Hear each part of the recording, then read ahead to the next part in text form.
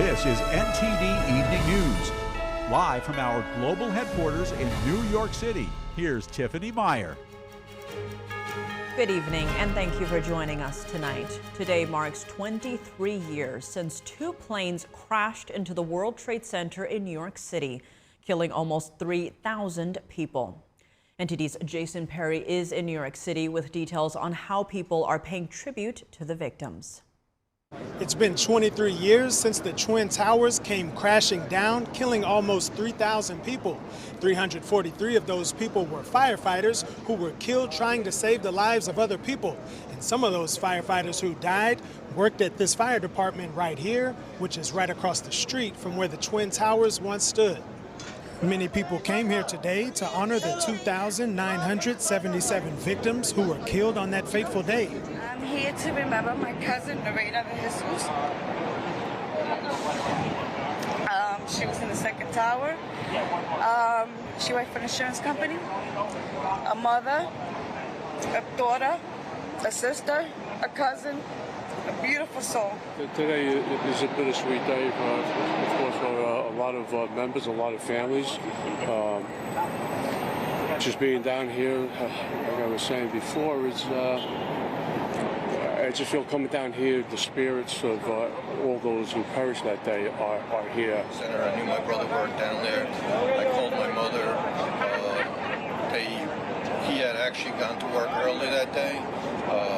He was supposed to be in training in Midtown Manhattan, switched with a girl that he worked with, and he went in early because he was off a couple of days just after Labor Day. So unfortunately, he was at the wrong place at the wrong time. President Biden, Vice President Harris, former President Trump, and vice presidential candidate Senator J.D. Vance were all in attendance at the 9/11 memorial service in New York City. Harris and Trump shook hands for the second time in less than 12 hours, the first being at their debate in Philadelphia. After the 9/11 ceremony, Trump and J.D. Vance also visited firefighters at New York Fire Department Engine 4, Ladder 15. President Biden and Vice President Harris also went to Shanksville, Pennsylvania to attend a wreath-laying ceremony for the victims of Flight 93. And after that, the two went to the Pentagon, which was also hit on 9/11. Jason Perry, NTD News, New York. Both candidates claiming victory in the first and what could be the only Trump-Harris debate. The former president this morning accusing ABC of acting with bias against him. NTD's Melina Weisskopf reports. Look. 3 against 1. That's how former President Trump describes last night's debate. In a reaction this morning on Fox News, Trump had strong words towards ABC. ABC took a big hit last night. I mean, to be honest, they're a news organization. They have to be licensed to do it. They ought to take away their license for the way they did that. He took issue with the host's fact-checking of his claims around several issues, like this one. We have a new form of crime. It's called migrant crime. As you know, the FBI says overall violent crime is actually coming down. They were defrauding statements. They didn't include the worst cities. And moderators skipped over opportunities to set the record straight when Vice President Kamala Harris made misleading statements. Donald Trump, the candidate, has said in this election there will be a bloodbath if this and the outcome of this election is not to his liking. Instead of the moderator stepping in, Trump filled in the context himself. It was a different term, and it was a term that related to energy because they have destroyed our energy business. That was where bloodbath was. Also, on Charlottesville, that story has been, as you would say, debunked. A similar situation took place when both candidates said falsehoods about the other's abortion policy. Execution after birth. It's execution, no longer abortion, because the baby is born, is okay. And that's not okay with me. There is no state in this country where it is legal to kill a baby after it's born. Madam Vice President, I want to get your response to President Trump. Republicans dropped the policy of a national abortion ban from their platform back in July, but ABC did not bring this up when Harris made this accusation. But understand, if Donald Trump were to be reelected, he will sign a national abortion ban. I'm not signing a ban, and there's no reason to sign a ban because we've gotten what everybody wanted. Regardless, Trump has continued to strike a positive tone about his performance, saying this to reporters immediately after leaving the stage. This was my best debate. We had a 92% rating in one poll. We had an 86% rating in another. We had 77% in another. We won every one of the polls that came out tonight, and there were quite a few of them. As for whether the two will hit the debate stage again remains an open question. Following last night, Trump said that he's less inclined to debate Harris again. But he could be more likely to do so if it's hosted by a different news organization. Even before last night, Trump expressed criticism of ABC, instead proposing that other outlets should host, such as Fox or NBC. Now, as for the former president's campaign, well, now he's headed out west, where he'll hold 2 campaign stops on Thursday in Arizona and on Friday in Las Vegas. Reporting from Washington, D.C., Melina Weisskopf, NTD News. After a tense lead-up and a fiery debate on Tuesday, the Harris-Walz campaign says Vice President Kamala Harris is ready for a second debate. NTD's Jason Blair reports. Right after Tuesday night's debate in Philadelphia, the Harris-Walz campaign chair issued a statement saying Americans saw exactly what kind of president Kamala Harris will be, one who offers a new way forward for the country. At the end of the statement, O'Malley Dillon added, Vice President Harris is ready for a second debate, is Donald Trump. Also, about 45 minutes after the debate, Kamala Harris made a surprise visit to a watch party sponsored by the campaign just a mile away from the National Constitution Center where the debate was held. Today was a good day. We got to work tomorrow. We got 56 days to go. We got a lot of work to do. Reporting from Washington, D.C., Jason Blair, NTD News. In the aftermath of the presidential debate, have Americans made up their minds? And did they find the moderators fair? NTD's Sam Wong was out at the National Mall to hear from voters. Do you think there was a clear winner in this debate? Absolutely. Kamala Harris nailed it. She answered all of the questions. She was forceful in her delivery, pleasant in her demeanor, and knowledgeable of the issues. The lady won. The lady. Kamala Harris came through with a few interesting points, and so did President Trump. I'm going to say Trump only because he had debated before for the presidency, so he had some experience under his belt. I'm not a Trump supporter anyway, but that was a disastrous performance last night. And I can't imagine that anyone watching that could remain undecided. I love the orange man, but there's really no clear winner. I don't like how they kept cutting each other off. I don't like how they kept going on full more, attacking the opponent rather than defending their own ideas. I think Kamala Harris did better than I expected her to do. She didn't clarify her positions on a lot of things, and Trump knows what he's doing. He's done it for 4 years, and I'm looking forward to him getting elected again. And do you think the debate moderators were fair? Well, I know the Trump supporters don't because I guess 3 times they fact-checked him. I thought it was fair. I do. I think the moderators did a great job. It was 3 against 1. Yeah, no, it wasn't fair. I don't want to say they weren't fair. They were a little bit more biased towards, they were leaning more towards Harris, though, I will say. They seem to lean more toward Kamala. I think they could have been a little more unbiased. The moderators in the debate between Trump and Biden, I think they did a better job. I thought they really had a hard time trying to control it from interruptions from both sides. So I think they did a very good job based on what they had handed before them. I think they were a little rough on Trump, but not so much that I expected it harder. I expected it to be harder, but they were fairly fair. Americans' confidence in the election were just 55 days away from this year's presidential election. Congress today taking a closer look at election integrity across the country. The purpose of the hearing is to fully review and explore the status of states' election preparedness. The Committee on House Administration held a hearing on Wednesday, probing American confidence in elections. Some Americans in recent years have said they're losing trust in the election system. That's after stories came out of dead people and non-citizens on voter rolls, among other things. One major talking point is having to show photo IDs to vote. You don't believe that having an individual show their photo ID, saying they are who they say they are, increases confidence in our elections? Mr. Chairman, you asked me a yes or no question. I don't think that's a magic bullet.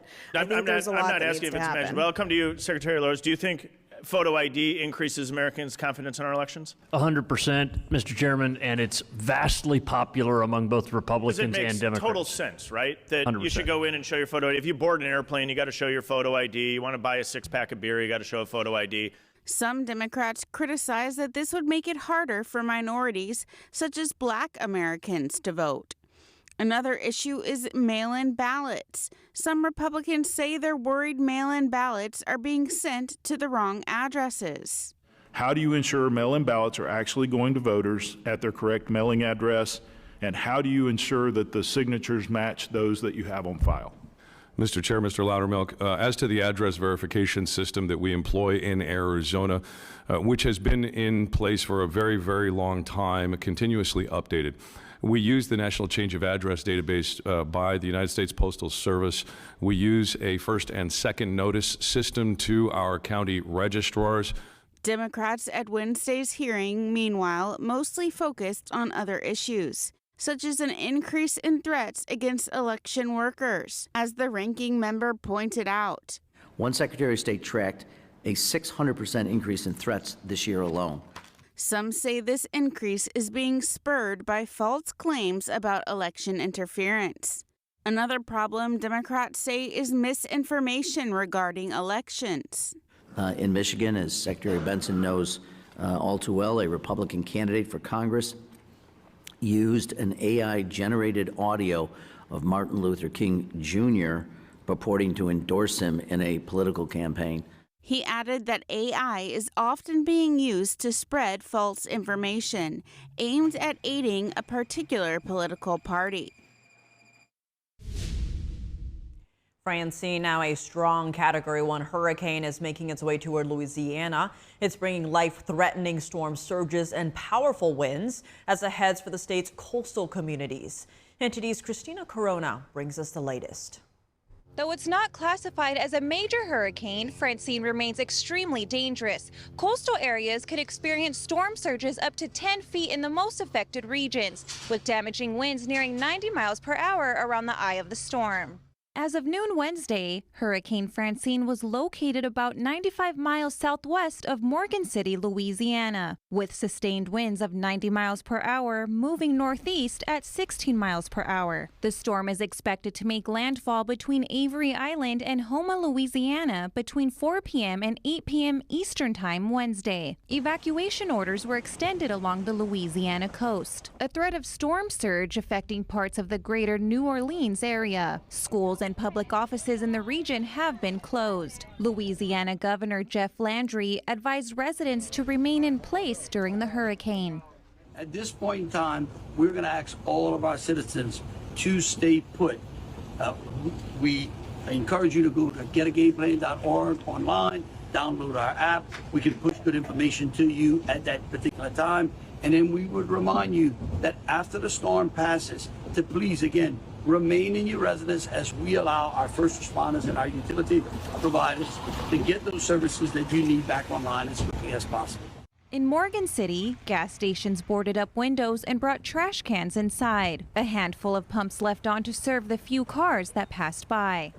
We're the only place out here for the sheriff's department, the fire department. We have gas. All the locals depend on us. Residents and volunteers in the New Orleans area lined up at the Dryads YMCA to fill sandbags in preparation for flooding. I think the fact that we've been spared most of the hurricane season from any major storm, it's like now people are ready to go and get into planning mode and help each other out. Louisiana and Mississippi have declared a state of emergency. Local leaders are advising and ordering evacuations of low-lying coastal areas. Meteorologists predict that Hurricane Francine could strengthen into a Category 2 storm, bringing strong winds, flooding, and possible tornadoes to Alabama on Thursday. Christina Corona, NTD News. A man has been arrested in connection with a California wildfire. Authorities say he sparked the line fire in San Bernardino County. NTD's David Lamb has the story and updates on the ongoing fires. Police have arrested Justin Wayne Halstenberg, a 34-year-old man from Norco, California. The local sheriff's department says he sparked the line fire in San Bernardino County. The fire has forced thousands to evacuate their homes. Halstenberg is being held on an $80,000 bail. The line fire has grown to over 34,000 acres since it started early September. Firefighters have struggled to control it. It's 14% contained as of Wednesday.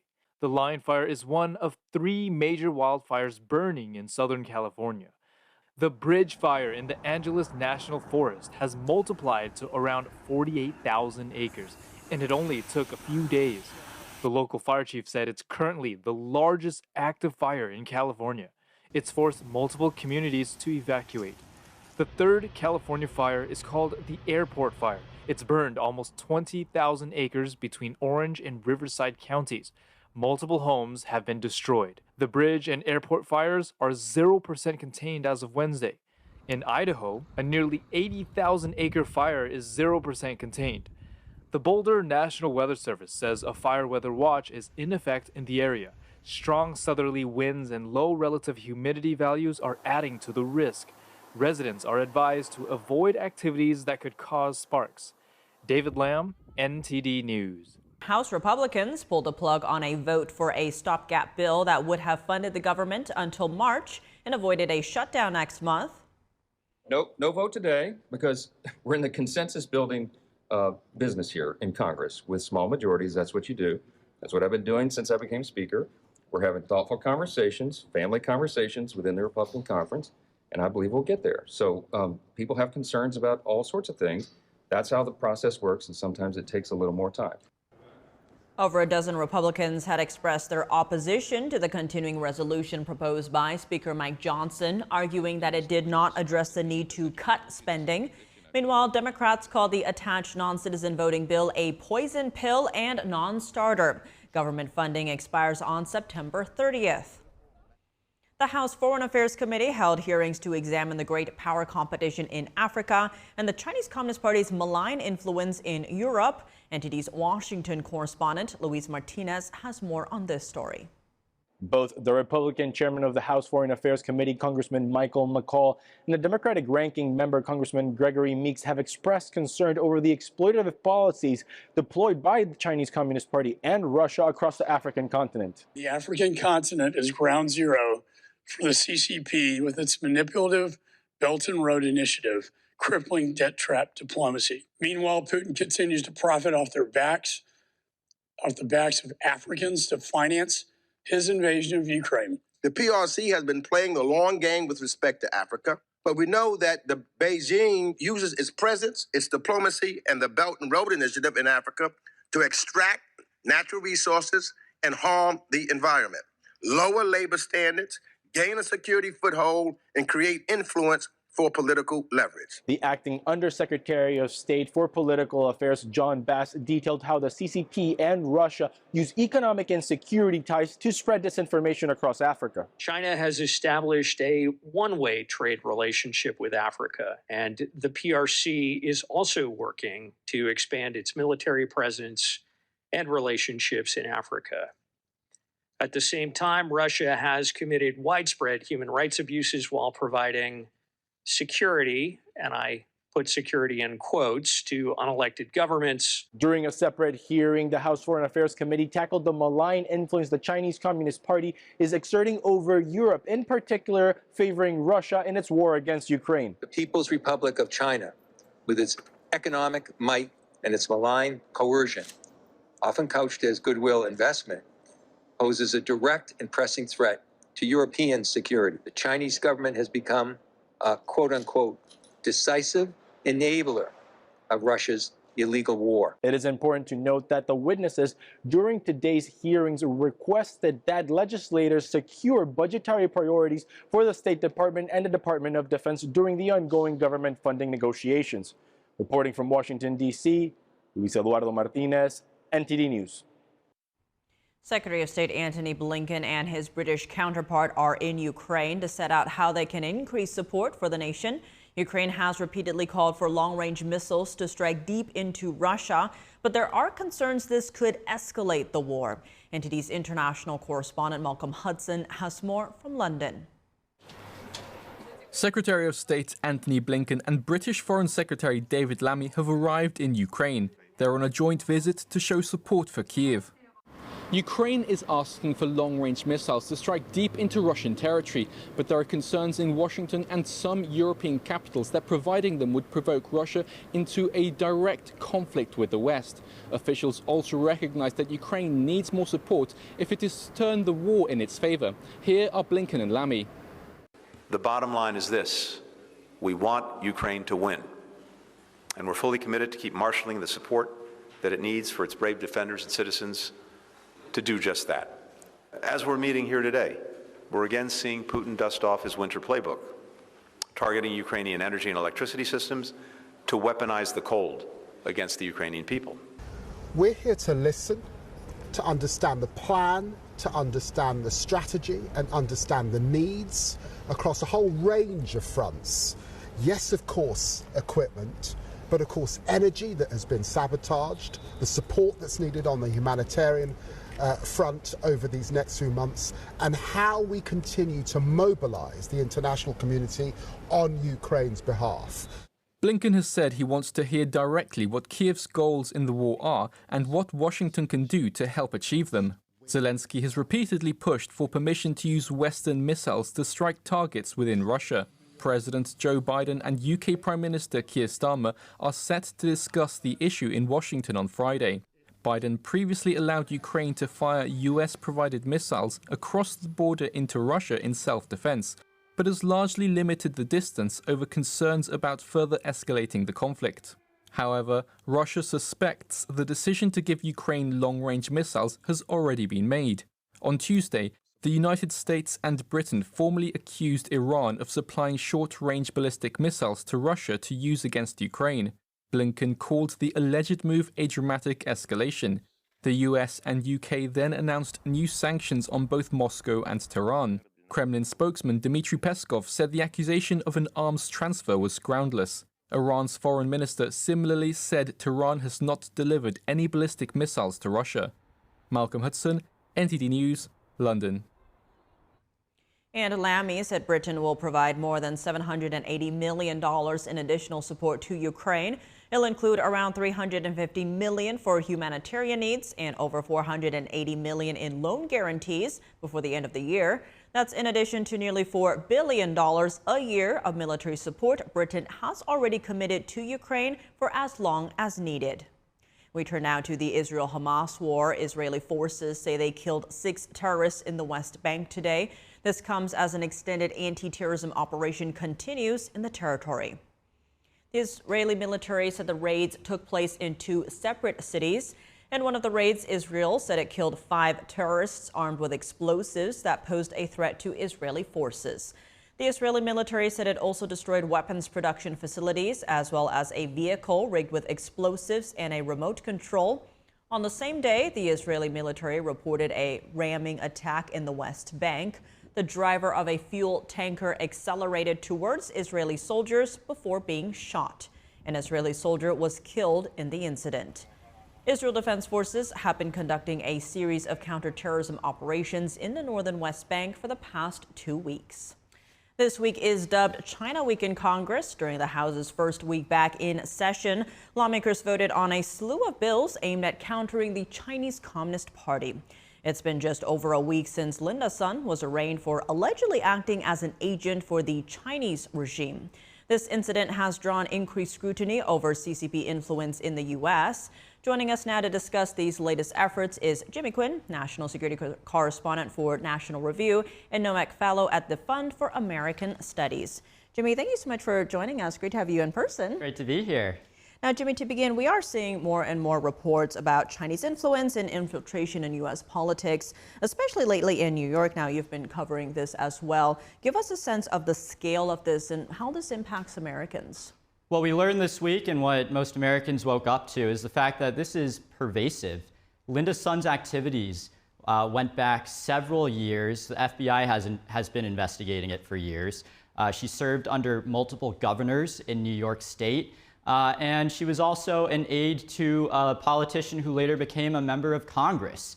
So Americans need to get savvy to this, and fast, because Linda Sun is not the only person who is acting at the behalf of the Chinese Communist Party. It would seem that there are others out there, and I'll leave it to the Justice Department and federal law enforcement to make those sorts of determinations. But there are fact patterns that have been reported on in the media about people who are having various meetings with Chinese government officials that maybe they shouldn't have, or other links to the CCP's United Front political influence operations. So all of this needs to be focused on and discussed a lot more going forward. You mentioned the term the United Front. We've also heard other terms like transnational repression, where Chinese dissidents, human rights activists, or members of faith groups and ethnic minorities like the Uyghurs, Tibetans, or even Falun Gong are targeted even on U.S. soil. Now, a lot of this came to a head with the Chinese police station in Manhattan and that noodle shop that you've also reported on. Tell us about that. So I think a lot of this, as you mentioned, got a lot more coverage after we found out that the Chinese Communist Party was operating an illegal law enforcement outpost in Manhattan, which is absolutely insane when you really look at the details. The Ministry of Public Security in the middle of New York City, secretly hunting down dissidents with the help of pro-Beijing individuals in the New York area. So it's only in the past, I'd say, 3 or 4 years that people have awoken to the sheer scale of it. Again, this is something that is a lot more widespread than many Americans are aware of. The Chinese police station case, I think, was probably the first wake-up call. Now we have the Linda Sun situation. I would wager that there are probably more cases like that in the offing. But what we know is that Beijing is going after Chinese dissidents in America, participants in the Chinese democracy movement, people who are at Tiananmen Square. The Ministry of State Security, which is China's basically espionage arm, tried to sabotage a candidate for the United States Congress in Long Island. The Ministry of State Security is intervening in American elections. So it's targeting, as you mentioned, ethnic minorities and religious groups, the Falun Gong, for instance. So they're going after a lot of different people. Americans are on the front lines of this. They're going after Chinese Americans, and it's something that we can't stand for as a country. There needs to be some sense that the U.S. government will stand up for America's sovereignty. And so far, we've seen some recent law enforcement action that is promising. But it probably needs to be part of a bigger conversation going forward. To your point, we've seen 3 federal indictments have now identified a Chinese consulate role in repression and foreign influence schemes on U.S. soil. Now, you've pointed to the lack of action taken against the consulates and Chinese diplomats in response to these incidents. Why do you think there is that hesitation? I think that people are scared of retaliation. The Biden administration doesn't want something that would derail the sorts of conversations that were discussed in San Francisco last November with Xi Jinping. There's almost quasi-détente going on, and expelling a Chinese diplomat right now, the administration might believe, would go to jeopardize that. But there are other interests at play, such as protecting Americans who are in the sights of the Ministry of State Security and the United Front. So these are things that U.S. government officials need to really consider seriously. But it is really quite insane that it's only last week that a prominent U.S. official, after the Department of Justice has named Chinese consular officials as being involved in repression activities, that there have been calls for the expulsion of officials from the PRC at the Chinese consulate in Manhattan. So maybe there will be more of this going forward, but we'll just have to see. And we do already have laws on the books to prevent things like this from taking place. Of course, the Foreign Registration Act being one of them. Yet this is still happening, and likely on a very large scale that we might not even know of, right? This could just be the very tip of a much bigger iceberg. Now, according to your reporting, is it simply that these cases aren't being pursued, or are there loopholes in the current laws and new ways that we need to counter this CCP influence? So the thing about the Foreign Agents Law is it's something that was created in the 1930s to deal with Nazi agents in America. It probably needs an update. It needs more enforcement. And it would seem that the Justice Department is really starting to prioritize that a lot more. I mean, just looking at the fact that we have more of these indictments, in the past year or two alone. But it's something that we should be doing more of. The DOJ probably needs to hire more prosecutors with this sort of expertise. But a lot of this goes hand in hand with what civil society is doing, what media is doing to uncover these sorts of activities. Because if you remember it, going back to 2022, that's when a human rights watchdog group, Safeguard Defenders, revealed the existence of the Chinese police station in the first place. So it took people in civil society bringing that information forward to really catalyze this media coverage, and then congressional pressure to get the FBI and the Justice Department to act. That's an important component of it, as well as a potential legislative fix to deal with the sort of nebulous nature of China's political influence operations. Right now, much of the U.S. policy seems focused on countering the Chinese regime is centered on, say, trade or military defense. Now, based on your own reporting, do you think more focus needs to be put on countering the CCP on the domestic front? Absolutely. Again, there is some coverage in the media. Every so often, federal law enforcement will arrest people and, bring forward new allegations related to transnational repression or political influence and other illegal activities. This is something that has gone underreported, undercovered, underdiscussed in Washington up until now. And even after Linda's son, you look at some of what Congress is doing, and there have been a few calls for greater action on this front, but it really hasn't been too extensive at all. There is certainly a lot more that law enforcement and government officials can do here. Speaking of Congress, they did just have China Week, or this is China Week, where they're voting on a number of bills aimed at countering the Chinese regime in different ways. This is including on the home front. Tell us about some of the most important or significant pieces of legislation here. So look, it's good that they're having this China Week, and there are some very significant bills. There have been bills to ban Chinese biotech companies that have been blacklisted by the Pentagon for their work with the People's Liberation Army and complicity in egregious human rights abuses against Uyghurs. There's a bill to ban the Hong Kong Economic and Trade Office effectively from the U.S., which is basically a diplomatic outpost for the Hong Kong government, which is really the Chinese government now, after the 2020 national security law eviscerated any sort of autonomy in Hong Kong.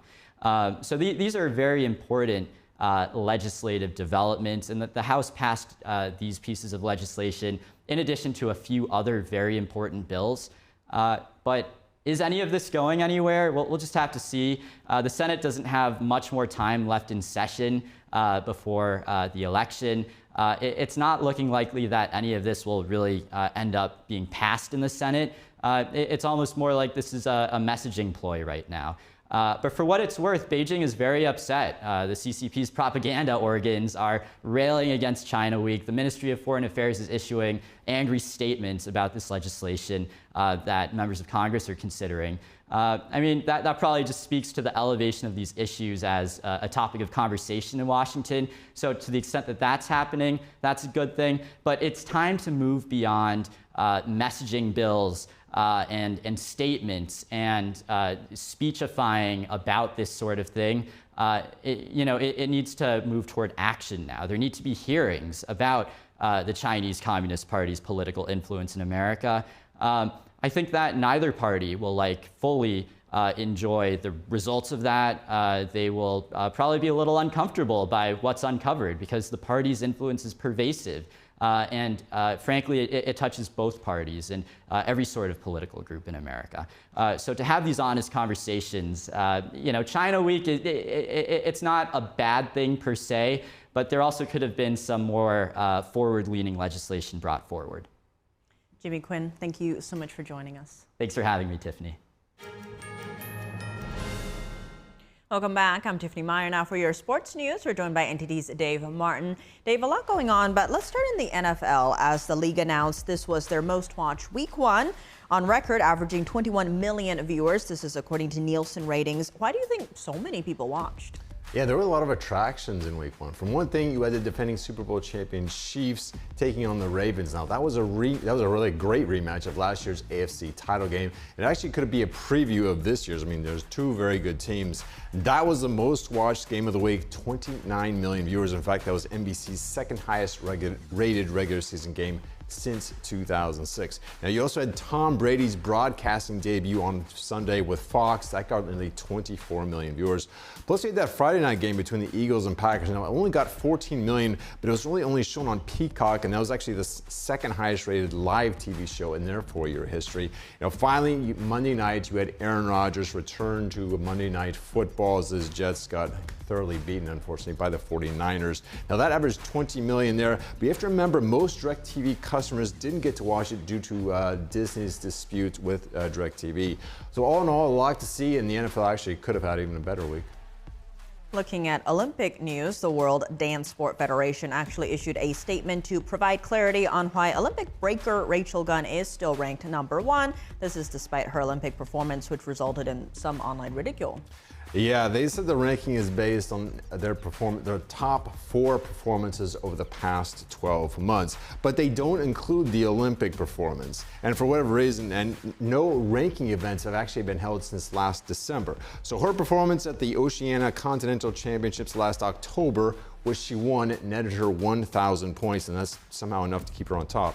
So the explanation makes sense, but the 3 girls she lost to in the Olympics weren't even ranked, and they beat her by a lot. I mean, a combined score of 54-0. She didn't score a single point with the judges. So although the scoring methodology makes sense, her Olympic performance still brings into question, the world's dance sport Federation's reputation a bit, and they are the sports governing body that's recognized by the Olympics. So I think this could be another reason why breakdancing is not going to be returning to the 2028 Games in Los Angeles. Looking at MMA news, UFC CEO Dana White recently weighed in on the possibility of a Conor McGregor return, pointing to early 2025. Now, is there any word yet on an opponent? Dana White didn't say. Presumably, it's going to be Michael Chandler. Now, Chandler and McGregor were scheduled to fight in June. Unfortunately, McGregor broke a toe a few weeks prior in training. Chandler hasn't indicated either whether he'll wait or not, but he's been waiting a while, so I wouldn't be surprised if it's him. And if these two do meet up, I mean, there could be some rust. McGregor is 36. He hasn't fought in more than 3 years. Chandler is 38. He hasn't fought in nearly 2 years. But McGregor is still believed to be the biggest draw in the league, and the anticipation of him fighting again, I think, is going to be pretty big. Now, he got more than $100 million to box Floyd Mayweather in 2017. And in 2021, when his last UFC match was, Forbes ranked him as the highest paid athlete, so he definitely carries some weight with the fans. Shifting gears to baseball, San Diego infielder Luis Arraez collected 3 hits yesterday in the Padres win over the Mariners, but he also avoided getting struck out again and has now gone 120 straight at-bats without one. How close is he to the record? Well, the record in the expansion area, anyway, this since 1961, is actually 223, so he is a ways away. But I'm sure if you go back to the late 1800s, it's even longer than that. But the game has changed so much, is why we say the expansion era record. 100 years ago, you didn't have specialized relievers like you do now. Back then, it was the pitchers who weren't good enough to start. You just put them in the bullpen and they would come in for a few innings or whatever. Now you have guys who know they're only going to pitch 1 inning and they really bring the heat. So strikeouts much more commonplace right now, which makes this run really all the more impressive. Now the longest streak this century, 147 plate appearances. That was by Juan Pierre 20 years ago.